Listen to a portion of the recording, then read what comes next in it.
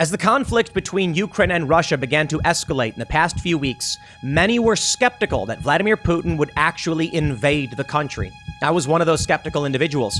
Even only a few days ago, we said Russia going even as far west as Kharkiv, which is still rather eastern, was not going to happen.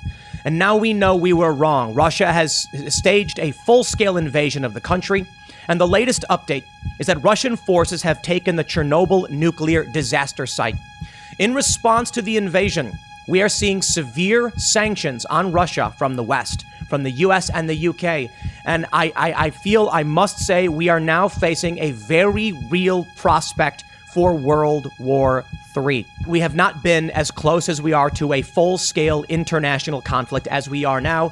And you need to understand is that there are actual discussions of booting Russia off what's called the SWIFT payment system. This is the international monetary system for handling ACH transactions. This would cut off Russia from global finance. The result would be Russia working with China, perhaps Iran, North Korea, or other countries to develop alternate means of economic trade or financial systems, which would completely undermine the petrodollar and create global instability. The end of the petrodollar brings about global energy instability at a time when these sanctions on Russia already mean gas prices and energy prices for Europe and the US are set to skyrocket. The dominoes are being knocked over. I'd like to believe that retaliation will not occur. But now it's being reported by NBC News that Joe Biden has been presented with options for the US to engage in direct attacks on Russian infrastructure. I don't want to believe it. I think the US would be insane. Now they're talking about cyber infrastructure attacks, which may already be occurring. And I can show you some stories to suggest that may be the case. We don't know for sure because it's hard. You can't see cyber attacks. We can see the physical hot warfare in Ukraine. We can see the videos. It's hard to know what's propaganda, what's fake video, and what's real. But you can some of it, you can still see very real conflict occurring. But if the US does choose to engage in direct assaults on Russian infrastructure, we are talking about the US engaging in direct war with Russia.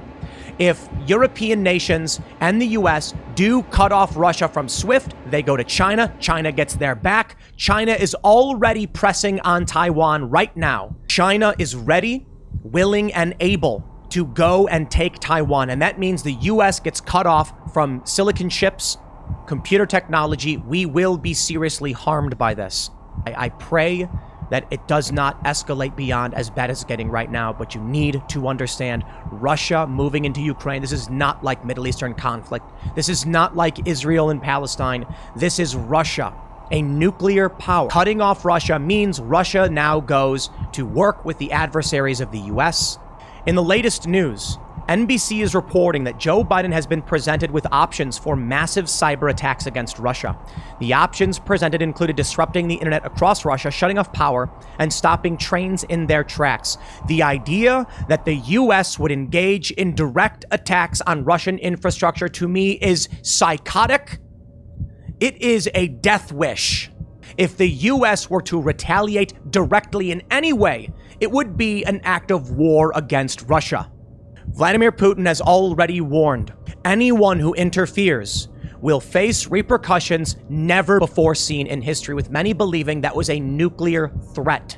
NBC News says 2 U.S. intelligence officials say no final decisions have been made, but they say the U.S. and military cyber warriors are proposing the use of American cyber weapons on a scale never before been contemplated. Among the options, disrupting the internet across Russia, shutting off electric power, and tampering with railroad switches to hamper Russia's ability to resupply its forces, 3 of the sources said. You could do everything from slow the trains down to have them fall off the tracks. If the U.S. engages in hostilities against Russia, you think Russia's going to be like, we're fine with it? Keep screwing with our infrastructure? The sources said the options presented included preemptive responses to Russia's invasion of Ukraine, irrespective of whether Russia launches its own cyber attacks on the U.S. in retaliation for sanctions. Take a look at this story from Financial Times. World leaders divided on whether to eject Russia from the SWIFT payment system. The SWIFT payment system, international financial exchange, cutting them off basically means that the petrodollar is done. Russia will need other means of securing and trading energy and resources, and they will of course have it, and China already has their back. We would fracture the world between two parallel economies, and then Russia will need not the SWIFT payment system. They'll have nothing stopping them from engaging in full-scale war against the US, nor will any of Russia's allies.